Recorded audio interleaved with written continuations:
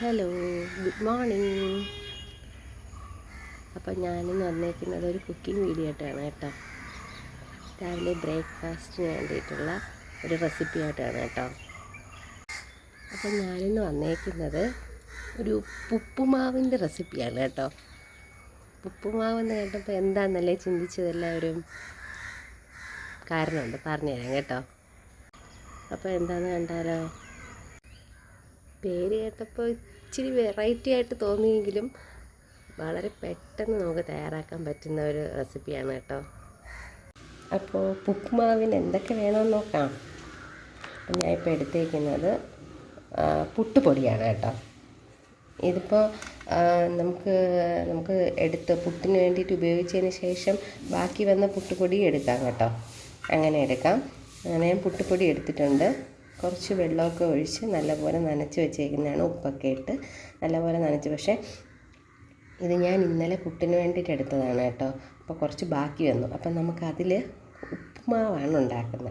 അപ്പം ഞാനിട്ട പേരാണ് ഉപ്പുമാവ്. കാരണം എന്താണെന്ന് വെച്ചാൽ പുട്ടുപൊടിയുടെ ഇതായതുകൊണ്ട് ഞാൻ രണ്ടിൻ്റെയും കൂടെ ഹാഫ് ഇതും എടുത്തതാണ് കേട്ടോ. പുട്ടുപൊടിയും ഉപ്പുമാവും അതിൻ്റെ പകുതി എടുത്തിട്ടാണ് ഞാൻ ഉപ്പുമാവെന്ന് ഞാനാ പേരിട്ടത് കേട്ടോ. അപ്പോൾ ഇത് ഇന്നലെ ബാക്കി വന്ന പുട്ടുപൊടിയാണ് കേട്ടോ. പുട്ടുണ്ടാക്കിയതിന് ശേഷം ബാക്കി വന്നതാണ്. അപ്പോൾ അത് ഞാനിങ്ങനെ എടുത്തിട്ടുണ്ട്. അത് കുറച്ച് വെള്ളമൊക്കെ നനച്ച് നല്ലപോലെ മിക്സാക്കി വെച്ചേക്കുവാണ്. പിന്നെ നമ്മൾ സാധാരണ ഉപ്പുമാവിനെടുക്കുന്ന പോലെ ഒരു ഹാഫാണ് സവാള ഞാൻ ചെറുതായിട്ട് അരിഞ്ഞ് വെച്ചിട്ടുണ്ട്. പിന്നെ ഒരു ചെറിയ പീസ് ക്യാരറ്റ് നല്ലപോലെ തൊലിയൊക്കെ മാറ്റി അത് നല്ല കഴുകി വൃത്തിയാക്കി വെച്ചേക്കുന്നതാണ്. പിന്നെ ഒരു വലിയ മുളക്. ഇത് എല്ലായിടത്തും കിട്ടുമെന്ന് അറിയത്തില്ല. ഞങ്ങൾക്കിവിടെ നല്ലപോലെ എല്ലായിടത്തും കിട്ടും കേട്ടോ ഈ വലിയ മുളക്. അപ്പോൾ ഞാൻ അങ്ങനെ ഒരു മുളക് എടുത്തിട്ടുണ്ട്. ഈ മുളക് കിട്ടിയില്ല എന്നുണ്ടെങ്കിൽ പച്ചമുളക് ഉപയോഗിച്ചാലും മതി. പിന്നെ ഞാൻ തേങ്ങയാണ് കേട്ടോ. കുറച്ച് തേങ്ങ എടുത്തിട്ടുണ്ട്, ചിരകി എടുത്തതാണ്. പിന്നെ ഞാൻ എടുത്തേക്കുന്നത് ഉഴുന്നാണ് കേട്ടോ. കുറച്ച് ഉഴുന്നെടുത്തിട്ടുണ്ട്. നമ്മൾ സാധാരണ ഉപ്പുമാവ് ഉണ്ടാക്കുന്ന അതേ രീതി തന്നെയാണ്. പക്ഷേ വെറൈറ്റി എന്ന് പറയുന്നത് നമ്മൾ റവ കൊണ്ടൊന്നല്ല കേട്ടോ ഉണ്ടാക്കുന്നത്. ഇത് ഞാൻ നേരത്തെ പറഞ്ഞതുപോലെ ഞാൻ പുട്ടിന് വേണ്ടി എടുത്ത പൊടിയാണ്. അപ്പോൾ പുട്ടുണ്ടാക്കിയതിന് ശേഷം കുറച്ച് പുട്ട് ഉണ്ടാക്കിയതിന് ശേഷം കുറച്ച് ബാക്കി വന്നു. അപ്പോൾ അത് ഞാൻ എടുത്ത് വെച്ചിരുന്നു. അപ്പം അമ്മ പറഞ്ഞ റെസിപ്പിയാണ് കേട്ടോ ഇത്. അപ്പം അമ്മ പറഞ്ഞു അത് ഉപ്പുമാവ് ഉണ്ടാക്കാമെന്ന് പറഞ്ഞു. അപ്പോൾ അത് ഞാൻ നിങ്ങൾക്കും കൂടെ ഒന്ന് ഷെയർ ചെയ്യാമെന്ന് വിചാരിച്ചിട്ട് പറയുന്നതാണ് കേട്ടോ. ഇന്നലെ എടുത്ത പുട്ടുപൊടിയാണ് കേട്ടോ. അപ്പോൾ അതിൽ നമുക്ക് ഉപ്പുമാവ് ഉണ്ടാക്കാം. അങ്ങനെ ഞാനിട്ട പേരാണ് കേട്ടോ ഉപ്പുമാവെന്ന്. അപ്പോൾ ഞാനൊരു ചീനച്ചട്ടി അടുപ്പത്ത് വെച്ചിട്ടുണ്ട്.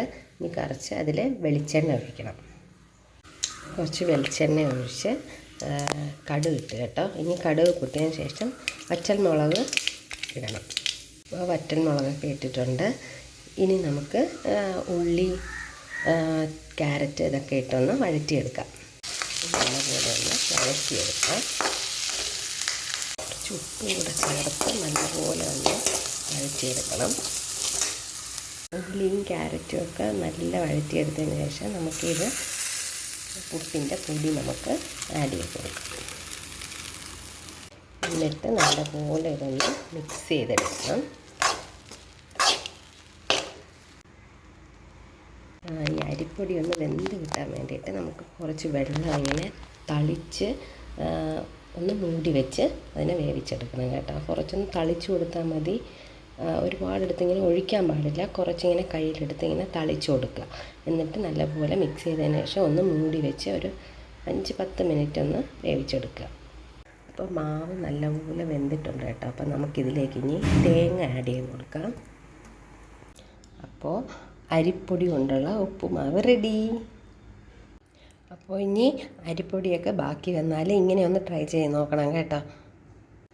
എല്ലാവരും എൻ്റെ ഈ വീഡിയോ കണ്ടിട്ട് ഉറപ്പായിട്ട് എല്ലാവരും ട്രൈ ചെയ്ത് നോക്കണം കേട്ടോ. ട്രൈ ചെയ്ത് നോക്കിയിട്ട് അഭിപ്രായം എല്ലാം കമൻറ്റ്സ് വഴി അറിയിക്കണം കേട്ടോ. അതുകൂടാതെ ലൈക്ക് ചെയ്യണം, ഷെയർ ചെയ്യണം, സബ്സ്ക്രൈബ് ചെയ്ത് സപ്പോർട്ട് ചെയ്യണം കേട്ടോ. അപ്പോൾ ഇനി ബാക്കി വന്ന പുട്ടുപൊടി ഇതേപോലെ ഒന്ന് ട്രൈ ചെയ്ത് നോക്കണം കേട്ടോ. അപ്പോൾ ഇത്രയേ ഉള്ളൂ. ഇനി അടുത്ത വീഡിയോ കാണാം. ടാറ്റാ.